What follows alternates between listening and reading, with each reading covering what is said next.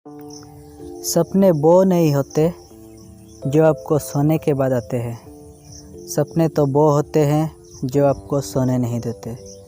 ऐसा कहना है भारत रत्न डॉक्टर APJ अब्दुल कलाम का, जिन्होंने अंतरिक्ष और रक्षा विभाग में भारत को इतना बड़ा योगदान दिया है जिसे हम शब्द में बयां नहीं कर सकते।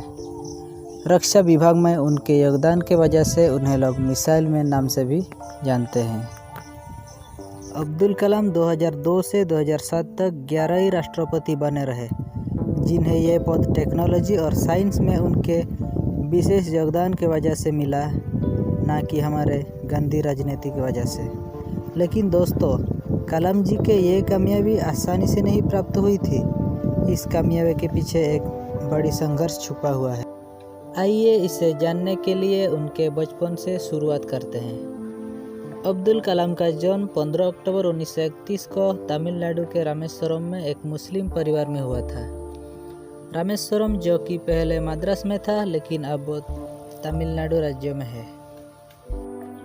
उनके पिता जैनुल आबिदीन एक नाविक थे जो रामेश्वरम आए हिंदू तीर्थयात्री को एक किनारे से दूसरी किनारे तक ले जाते थे। शुरू से उनकी आर्थिक स्थिति अच्छी नहीं थी।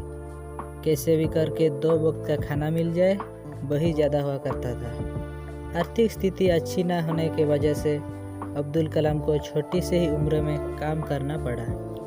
वो अपने घर वालों के आर्थिक स्थिति मदद के लिए स्कूल से आने के बाद न्यूज़पेपर और मैगजीन बेचने का काम करते थे। इतने परिश्रम के बाद भी वो अपना पढ़ाई में पूरी ध्यान लगते थे। उनके अंदर कुछ नया सीखने का भूखा हमेशा रहता था। उन्होंने अपना पढ़ाई पास के ही एक साधारण सा स्कूल से पूरी की और उसके बाद तिरुचिरापल्ली के सेंट जोसेफ कॉलेज में एडमिशन ले लिया, जहां से उन्होंने सन 1954 में भौतिक विज्ञान में ग्रेजुएशन किया। उनके पढ़ना और लिखने के शौक की वजह से उन्होंने पढ़ाई बंद नहीं किया और आर्थिक स्थिति अच्छा ना होने के बावजूद भी उनके मेहनत और लगन देखते हुए उनके घर वालों ने पूरा सपोर्ट किया और आगे भी उनका पढ़ाई करवाई। वो पढ़ाई के लिए 1955 में मद्रास आ गए, जहां मद्रास इंस्टीट्यूट ऑफ टेक्नोलॉजी से उन्होंने अंतरिक्ष विज्ञान, जो इंग्लिश में कहा जाए तो एरोस्पेस इंजीनियरिंग, पढ़ाई की। इंजीनियरिंग की पढ़ाई पूरी करने के बाद अब्दुल कलाम रक्षा अनुसंधान और विकास संगठन यानी DRDO में वैज्ञानिक के तौर पर चुने गए। वहां पर कलाम ने अपना करियर के शुरुआत भारतीय वायुसेना के लिए एक छोटी सी हेलीकॉप्टर का डिजाइन बनकर किया, लेकिन DRDO में काम करके उन्हें संतुष्टि नहीं मिल रही थी। DRDO में एक सीमित काम होता था जो कि रोज रोज दोहराना होता था और कलाम सीमित काम पर बंधे नहीं करना चाहते थे।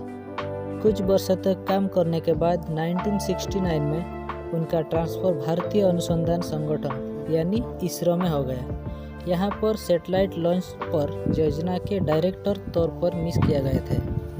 उस परियोजना को उन्होंने बखूबी सफलतापूर्वक पूरा किया और तभी उन्हें ऐसा एहसास होने लगा कि शायद इस काम के लिए बना हुआ। उसके बाद में उन्होंने कभी पीछे मुड़कर नहीं देखा और एक के बाद एक शक्तिशाली मिसाइल भारत को दी और दुनिया को दिखा दिया कि हम भारतीय भी किसी से कम नहीं है। एक अद्भुत वैज्ञानिक के तौर पर उनके उपलब्धियां देखते हुए 2002 में उन्हें राष्ट्रपति बनाया गया और 2007 तक अपना कार्य पूरा किया। अब उनकी उम्र काफ़ी ढल चुकी थी। इस उम्र में आकर हर व्यक्ति आराम करने की सोचने लगता है, लेकिन उन्होंने ऐसा नहीं किया। वो कई जगह पर प्रोफेसर के तौर पर कार्यरत रहे और अपना पूरा समय मनुष्य के मार्गदर्शन में लगा दिया और 27 जुलाई 1915 को अध्यापन कार्यों के दौरान ही उन्हें दिल का दौरा पड़ा और वो हमें छोड़कर चले गए। दोस्तों, अब्दुल कलाम का ये कहना है कि जीवन में कठिनाइयाँ हमें बर्बाद करना नहीं आती है, बल्कि ये हमारी छुपी हुई सामर्थ्य और शक्तियाँ को बाहर निकालने में मदद करती है। कठिनाइयों को ये जान लेने दो कि आप उससे भी ज़्यादा कठिन हो।